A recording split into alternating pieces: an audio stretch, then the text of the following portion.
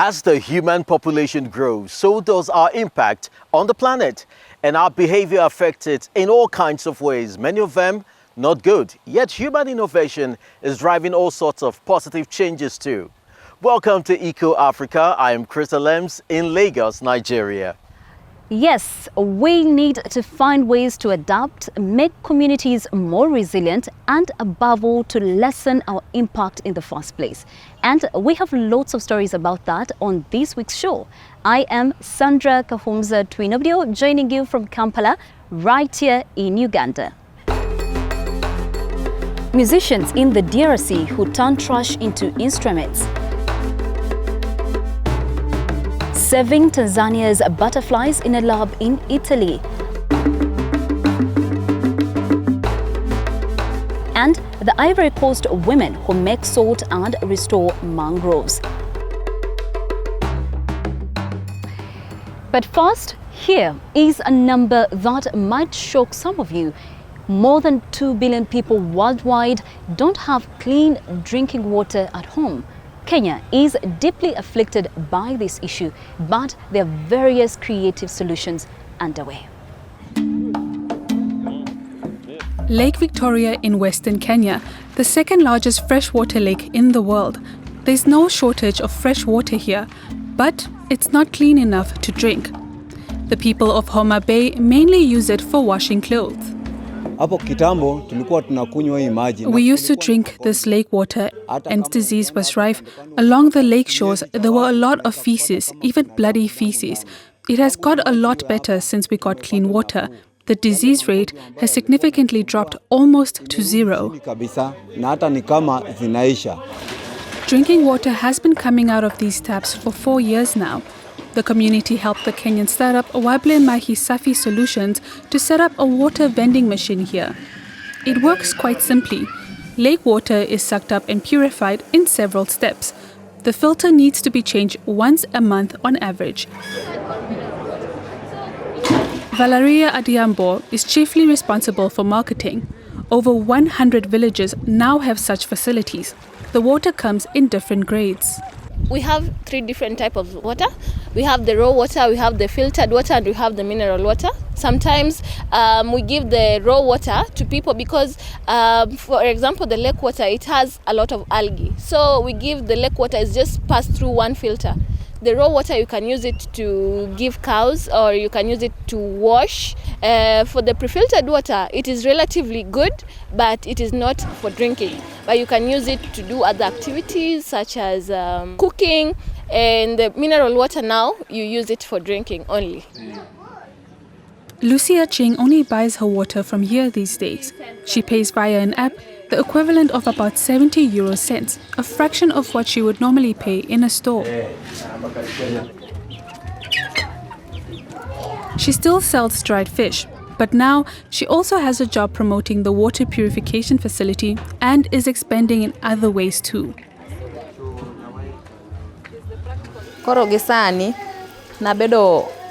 Now I opened a hotel and this water helps me a lot. Once my customers are done eating, they can get clean drinking water. I also cook with it to prevent diseases.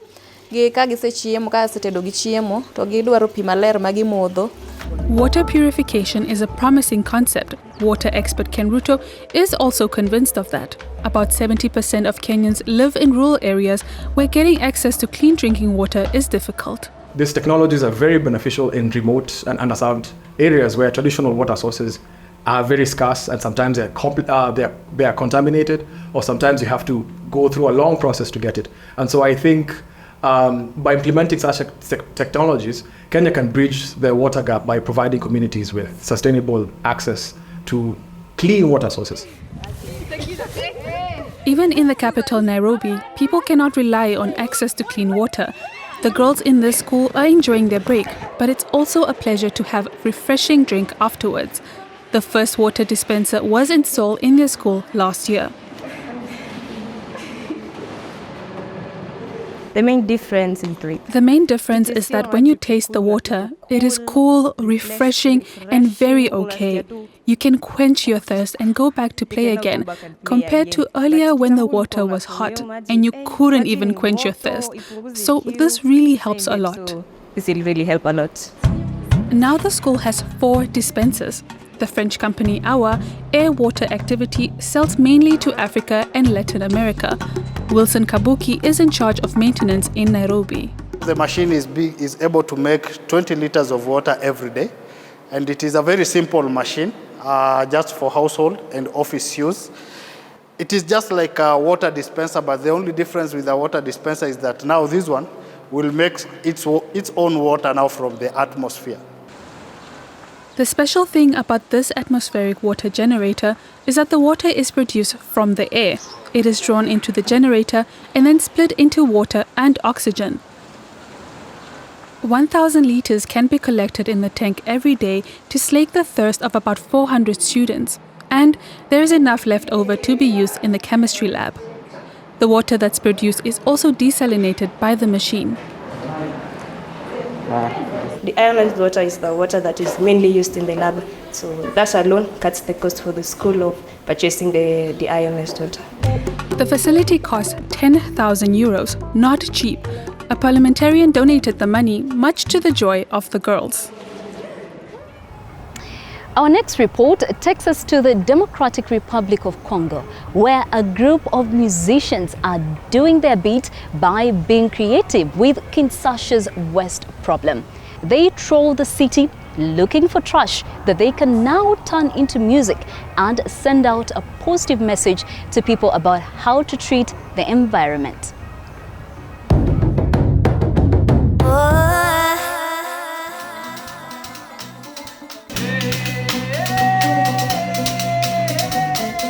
One man's trash is another man's treasure, or in this case, a musical instrument. Kinshasa music group Kingongolo Kenyatta makes music with things they find on the streets of the megacity. Plastic bottles are turned into a xylophone. There's a single-string guitar made from a tin can, and the carcass of an old TV serves as a bass drum. There's a trend in Kinshasa. We're musicians, but there are also visual artists who make costumes out of trash. Cans collected in the streets, in the rivers. It's a kind of appeal, an ecological message, telling people not to throw cans and so on into the gutters, because it can clog them. You can take them, do something with them, or just recycle them. With their music, Kingongolo Kenyatta want to raise awareness about the massive problem of litter and waste pollution in Kinshasa and across the country. Even in the scorching afternoon sun, the members set out on a treasure hunt through the streets.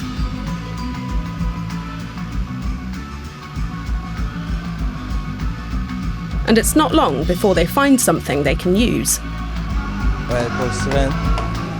This styrofoam here, I can put it in a bass drum. It makes the kick sound deeper, like in rock music or in electronic music. Anything they can find can get a second life as an instrument. No need to go to a shop to get spare parts. I've just picked up a string. I had a problem with my bass. A string broke in the middle of a concert. So when I was out on the street, I found one, and now I can replace it. Kingongolo Kenyatta's music is inspired by their ecological vision. This year they're touring America and Europe, performing their unique blend of music with their unique instruments.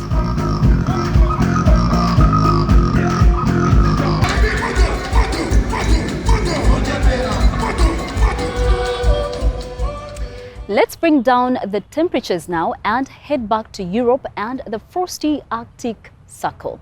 More specifically, we are heading underground to a mine on a remote island where there is good news and bad news. Right, Chris? Well, yes, you could say that again. This mine has provided lots of jobs in the region, but it's set to close next summer. People are worried, of course, but it's all supposed to be part of a move towards a brighter future.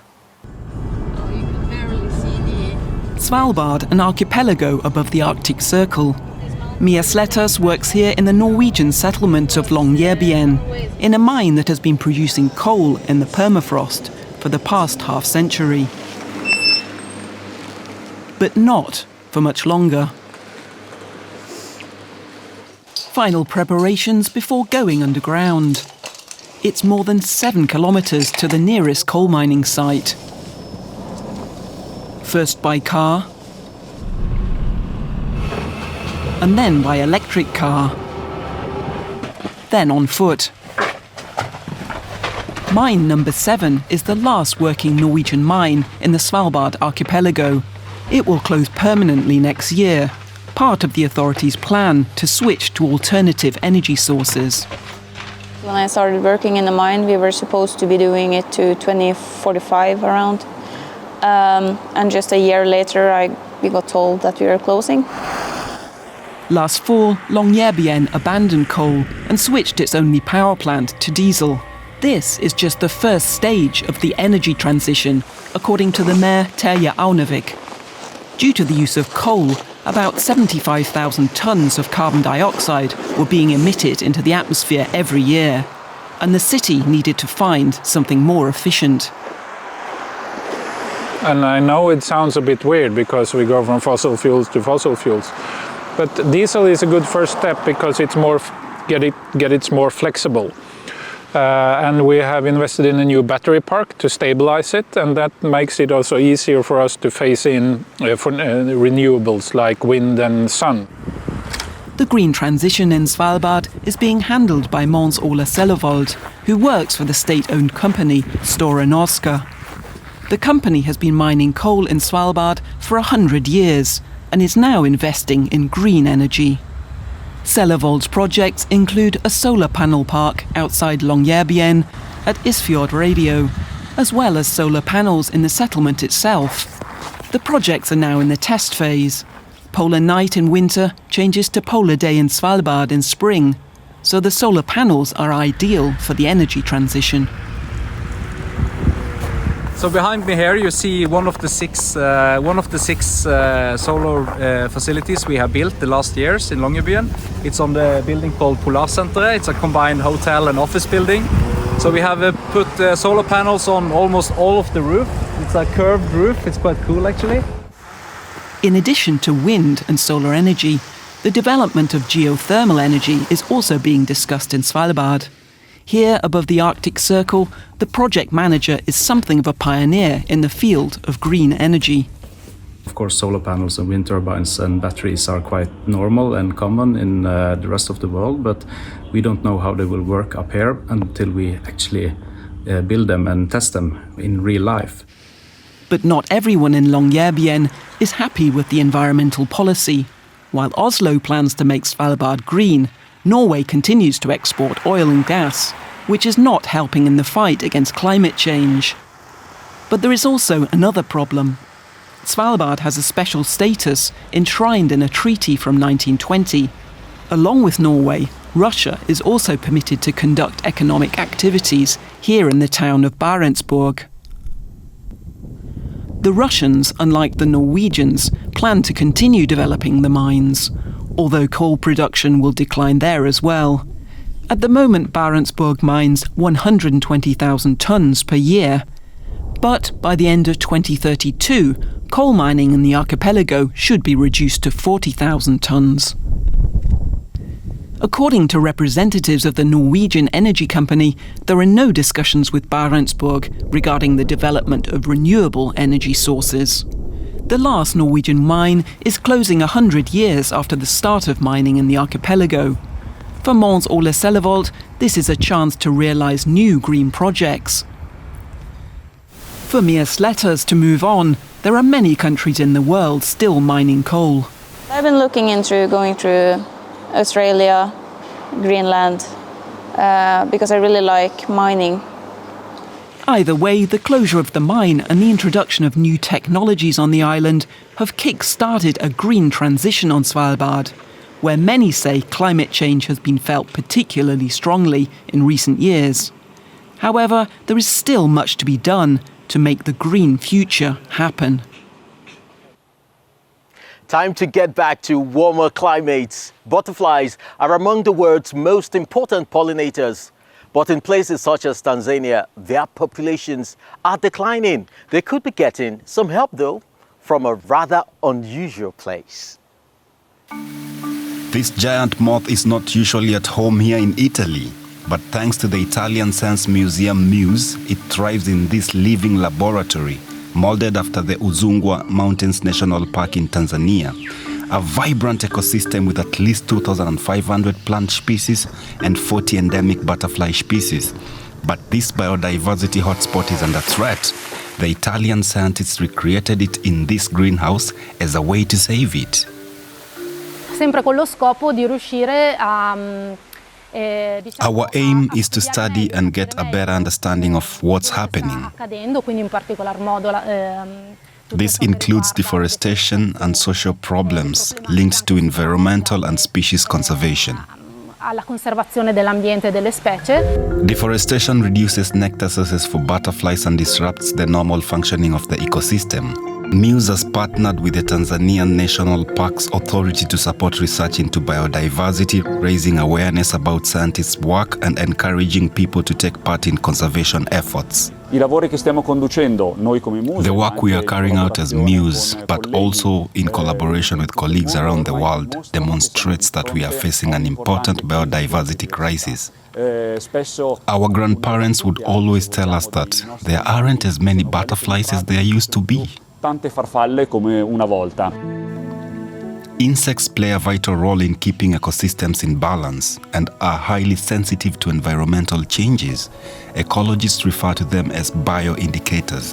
But primarily due to human activity and climate change, the world has lost 5 to 10% of all insect species in the last 150 years. Insects in general play a fundamental role in the proper functioning of ecosystems. In fact, more than 50% of living organisms that populate our planet are insects, which perform various types of roles. There are predatory insects that eat vegetation, insects that facilitate pollination, and insects that decompose organic matter. The tropical mountain greenhouse in Italy is not just a sanctuary for diverse butterfly species. By highlighting the importance of these beautiful and fragile creatures to the health of the planet, it can foster public understanding of the need for conservation. Sadly, wildlife populations are declining at an alarming rate all around the globe. The tragic thing is, much of that loss could have been avoided. That's why conservationists are doing what they can to inform people of the important role every animal plays in their local ecosystem, such as the vultures of Zambia. Limping away after an encounter with a trap, lions and other big cats often fall prey to poachers, even in Kafue National Park. Another danger, poisoned carcasses left by livestock owners at the park's borders. Their way of stopping lions from eating their animals. But the poisoned meat doesn't just kill lions, vultures are also dying. To protect the endangered birds, biologists need a little help from the vultures themselves.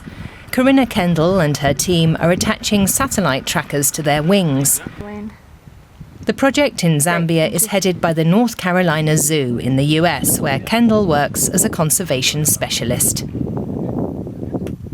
Satellite-tagged vultures are wide-ranging, and they give us great information about what's happening across the landscape. Most importantly, they're helping us to find poisoning, which threatens vultures and carnivores alike. The vultures don't exactly enjoy being tagged, but it's not painful. Once it's over, they're happy to be free. So far, 19 vultures have been tagged with trackers. And in the 2 years the project's been running, the rangers have found 2 poisoned carcasses. That might not seem like much, but every vulture they save is important, because some species, like the ones in Kafue National Park, are especially endangered. Both white-backed and hooded vultures are critically endangered species, so they're actually more endangered than lions. And they've declined rapidly, more than 90% in the last 30, 40 years. So we're really concerned about both species because they play such a critical role in terms of disease control and waste removal. With projects like this one, the team hopes both rangers and residents will become more aware of the role vultures play in the ecosystem. And no more poisoned carcasses would also be good news for lions and other wild cats. Being aware of how ecosystems work is a big help towards improving the way we work and live. For example, when coastal fishing communities can no longer rely on dwindling fish stocks for a living. Well, often it is possible to make little adjustments that have a big impact, as we found out when we visited some women in Ivory Coast who are leading a wave of change. These women are salt producers on their way to collect their raw material, seawater. Traditionally, the domain of women in this coastal community, salt production was achieved by boiling seawater over wood fires until just the white crystals were left. But firewood collection has had a devastating impact on the local mangrove forests. But that's all changed thanks to the input from an alliance of environmental organizations called AfriEvolve, which helps rural communities to live more sustainably. In this case, the women have learned how to let the water evaporate naturally.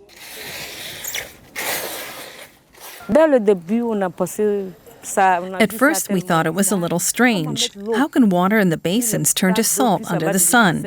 We found it a bit hard to believe. But I told my friends that we had to join the project to see how it would turn out, and we did. And the day we saw the salt, we were so pleased. For a long time, fishing was the main business in the village, which lies between the ocean and the lagoon on the edge of Azagni National Park. But as fish stocks dwindled, the new salt harvesting technique provides a reliable source of income. It's also crucial to protect the mangrove ecosystem, which is a breeding ground for fish and a vital supply of food for the families here.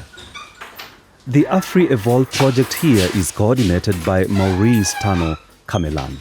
He says action was urgently needed because Azagni National Park was under threat from human encroachment. In addition, the local communities had to learn new skills to deal with climate change. When we set up the project, it was clear that women should be involved because they end up involving everyone else. The men are more or less obliged to assist them, and the children also help out. So by involving women to a greater extent, you engage the whole family in the project. So far, they've involved 50 women, each of whom has brought at least 7 more people. Along with saving the mangroves in the south of the park, the land invasions in the north have been halted. A very successful tool in this course is beekeeping. Women have joined forces to set up 175 beehives. The bees produce most honey when left undisturbed, which is the best argument for leaving the habitat intact. The hives help us to protect the park because we only come to the entrance to remove the honey without harming the bees or cutting the trees. These projects aim to make communities more resilient and empowered to face future challenges. To this end, AfriEvolve is working with association in Azagni National Park founded by the Ivorian Office of Parks and Reserves. We want an approach that conserves resources and helps communities to take charge of their own affairs.